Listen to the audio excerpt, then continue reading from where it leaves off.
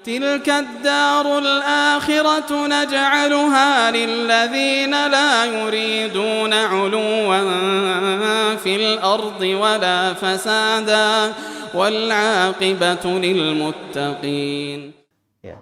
Nabi Yusuf alaihissalam ketika beliau di penjara, dua orang yang bertanya tentang mimpi itu, dia berkata kepada Nabi Yusuf, "Inna naraka minal muhsinin." Kami melihat engkau, Nabi Yusuf, orang yang berbuat baik. Muhsin itu di penjara ini, kondisi fakir, miskin, dan di dalam kesempitan.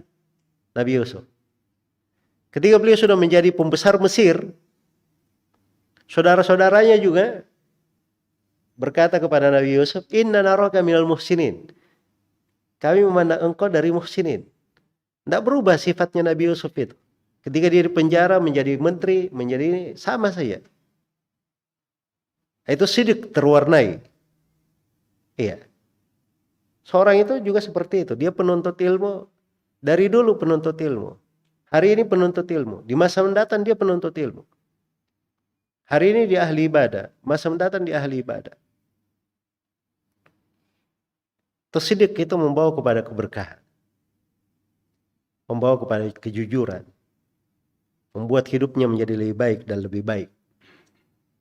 Ya, Syekh bin Baz itu pernah ditanya, karena beliau ini rahimahullahu ta'ala buta ya, tapi tidak pernah luput takbiratul ihram di masjid. Subhanallah. Jadi beliau bercerita kenapa beliau tidak pernah luput. Jadi beliau bilang di waktu muda beliau dulu, itu pernah beliau pernah beliau ditegur sama gurunya, terlambat beliau hadir sholat. Ya, setelah itu beliau bilang semenjak itu saya tidak pernah terlambat lagi. Kayak ditanya, kapan itu Syekh kejadiannya? Kata beliau 70 tahun yang lalu. 70 tahun yang lalu. Jadi kadang seorang itu kejujuran di dalam amalannya itu membawanya kepada hal-hal yang membuat hidupnya itu menjadi lebih baik dan lebih baik lagi. Tapi punya kejujuran pada sesuatu. Ambil sesuatu itu walaupun sedikit tapi kita bisa continue di dalamnya. Kita bisa berlanjut. Kita bermujahadah padanya. Berusaha untuk wafat di atasnya. Kematian datang kapanpun kita di atas kondisi itu. Itu punya sidik namanya, melatih diri untuk sidik.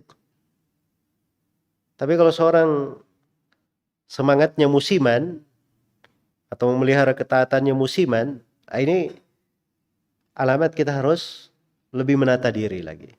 Ya, seorang mukmin pasti selalu bagus dalam hidupnya. Namanya mukmin wa fi kullin khair. Pada setiap mukmin itu pasti ada kebaikannya. Wa kullu wa'adallahul husna. Semuanya dijanjikan kebaikan oleh Allah. Seorang mukmin itu.